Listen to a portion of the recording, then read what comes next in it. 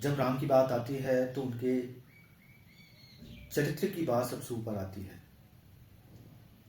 अगर हम रामायण को पढ़ते हैं तो उसमें राम का चरित्र का ही वर्णन हुआ है।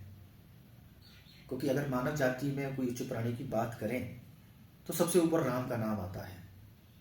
वो उच्च कोटि के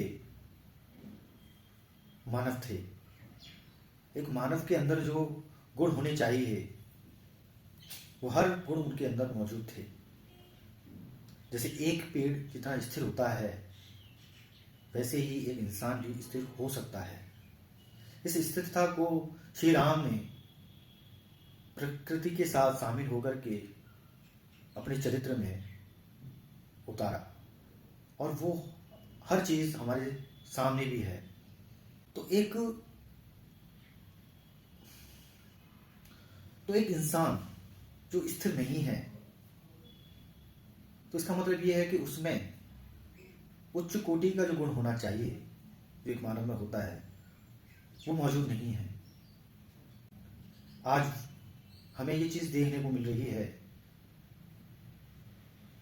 किसी के भी जीवन में स्टेबिलिटी नहीं है। उसके विचारों में, उसकी दिनचर्या में किसी भी चीज को लेकर के स्टेबिलिटी नहीं है। इसका एक बहुत बड़ा कारण यह है कि जिस ईश्वर को हमने पूजा, जाना, समझा और हम ये भी कहते हैं कि हम ईश्वर का अंश हैं, तो उस अंश के हिसाब से कितने गुण एक ईश्वर से आपसे मिलते हैं तो ये आप खुद तय करें। कहीं ऐसा तो नहीं कि आप खुद को ही बेवकूफ बना रहे हो। जी हाँ, जब बात धर्म और अधर्म, संप्रदाय, जाति या किसी भी चीज ऐसी चीज की बात आती है तो इतने मतभेद आपको नजर आते हैं कि हम स्पष्टता के साथ चीजों को नहीं रख पाते। हम साफ तौर पर नहीं कहते कि ये चीज वाकई ही गलत है।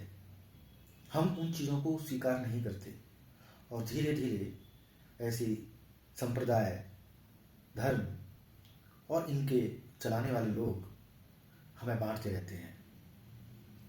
लेकिन आज हम बुद्धिमानी के चरम स्तर पर हो सकते हैं।